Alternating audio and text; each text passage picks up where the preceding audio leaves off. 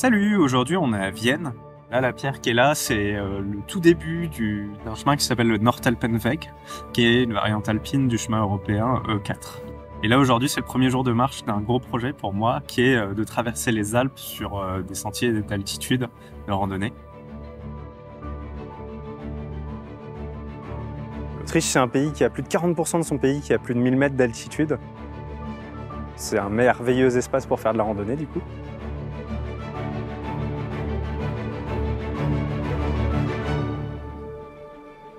Il y a des centaines de chemins régionaux et nationaux. Et parmi ces centaines de sentiers, il y en a une dizaine qui s'appellent les Weitwanderwege, qui sont les chemins de grande randonnée longue distance. Pour la petite histoire, à l'origine de ces chemins, c'est un sculpteur qui s'appelle Karl Hermann, qui était originaire de Styrie et en fait qui a construit une maison entre 64 et 67 au nord de l'Autriche. Et comme il était un peu nostalgique de son pays, il s'est dit il faut qu'il y ait un chemin qui me permette de marcher jusqu'à ma maison d'avant. Et donc avec le club alpin autrichien, ils ont créé le premier chemin de grande randonnée nord-sud numéro 5, qui a été ouvert au grand public en 70. Et c'est ainsi qu'ont suivi dans la foulée les 9 autres chemins qui ont été ouverts au grand public en 83.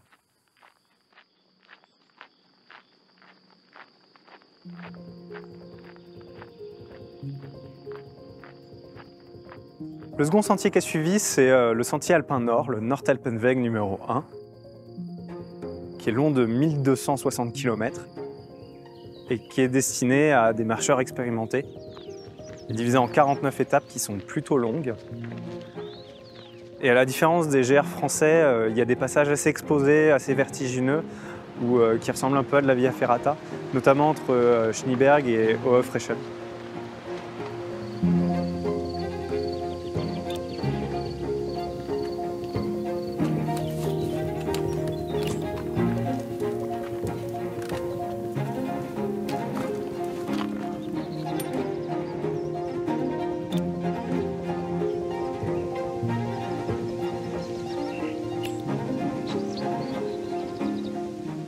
Il faut savoir qu'il n'y a pas beaucoup de personnes qui font ces chemins-là en itinérance, en tout cas. Donc pour l'instant, c'est des chemins qui restent sauvages et pour des marcheurs expérimentés. Quelque chose qui se démarque dans ces chemins de grande randonnée, c'est que c'est pas vraiment pour le grand public, c'est pour des grands marcheurs. Donc l'homologue de ce sentier nord, c'est le sentier alpin central, le Zentralalpenweg numéro 2, qui lui aussi fait à peu près 1270 km. Donc ces deux-là, c'est les plus longs des sentiers de grande randonnée et les plus connus.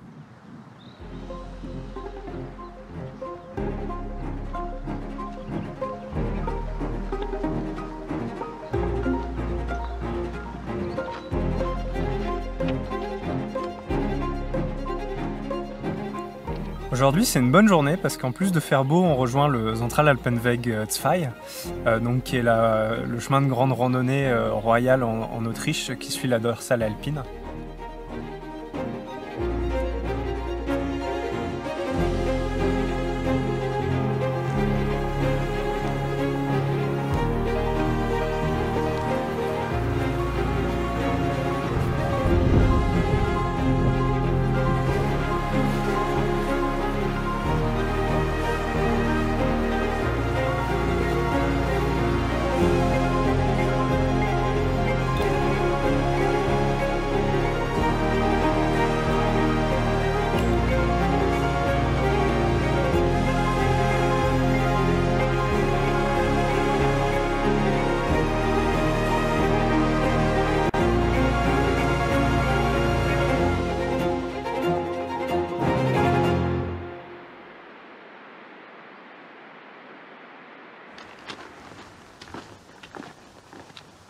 Et à partir des Niedertauern, on passe dans un autre monde, ça devient de la randonnée glaciaire, donc crampons, piolets, cordes. C'est quelque chose c'est de l'alpinisme de haute montagne, ce qui est assez engagé.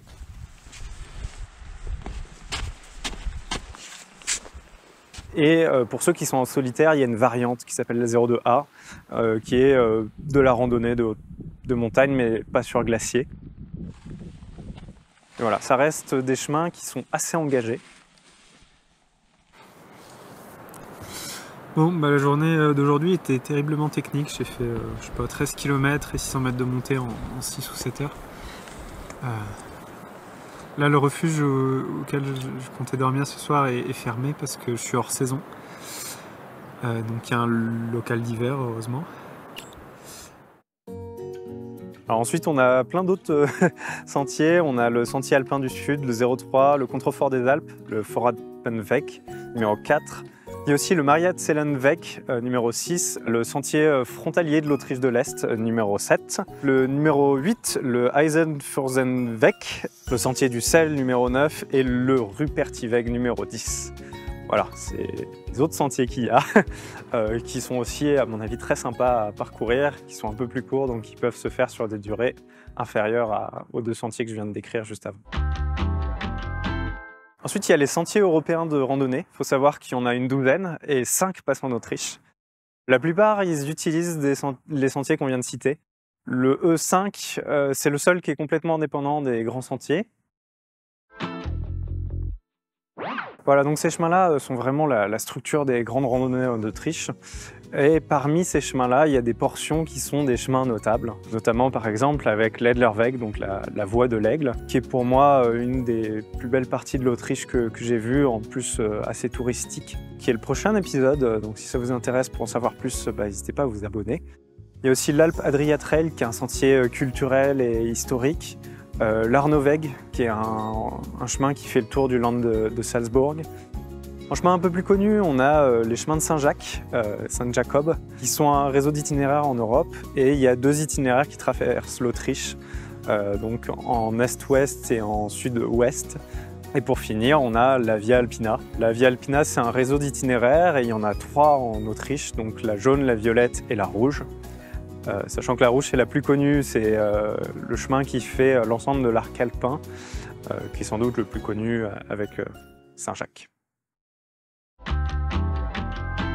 Il faut qu'on parle des clubs alpins en Autriche. Il y en a 2 principaux. Le premier, c'est l'Österreichischen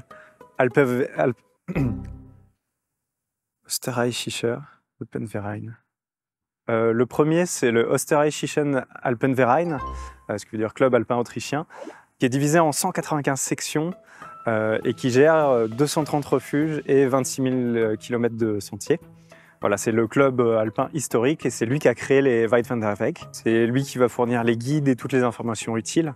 Le deuxième club en Autriche, c'est le Deutsche Alpenverein, qui est issu du club autrichien dans les années 1800 et quelques, qui n'était pas très en accord avec lui et donc il s'est séparé. Donc il a ses propres refuges et ses propres sentiers, donc on va beaucoup le retrouver surtout à l'ouest du pays. Il y a ces 2 clubs qui vont cohabiter et donc dans lesquels les refuges et les sentiers vont être ou pas.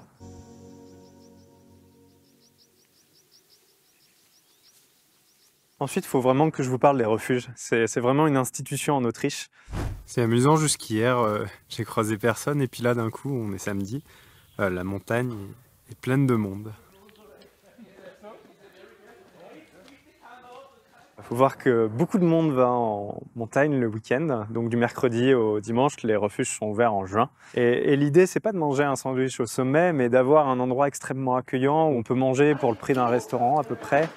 Ça, c'est trop sûr. Où on est à l'abri des éléments. Avec une décoration assez typique, où on est bien assis. Trop bien, ce genre d'endroit.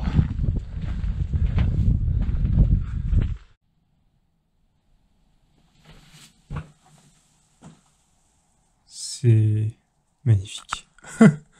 Et voilà, le refuge, c'est ça. Le gardien, lui, est payé par la nourriture et l'endroit est payé par les nuitées notamment. Si on y passe la nuit, il faut savoir que la carte de club alpin français fonctionne là-bas. Donc la nuit revient à 10 à 12 € en dortoir, ce qui est très abordable pour un refuge de montagne. Je vous mets en description les liens pour trouver les refuges et toutes les infos. Donc voilà, il y a des refuges comme ça partout en Autriche. Ils sont ouverts toute la semaine en juillet et août. La contrepartie, c'est qu'en fait, le bivouac, lui, est totalement interdit. Il n'y a que sa forme alpine qui est autorisée, c'est-à-dire pendant une course alpine, s'il y a un risque de danger, qu'il y a besoin de s'abriter, là, c'est OK. Voilà, 2 derniers points. Le gaz, comme le bivouac est interdit, il n'y a pas trop d'endroits où ils vendent du gaz. Donc il faut le savoir, en Autriche, les Intersports vendent tous des cartouches vissables. Voilà. Sinon c'est du camping gaz dans les magasins de bricolage.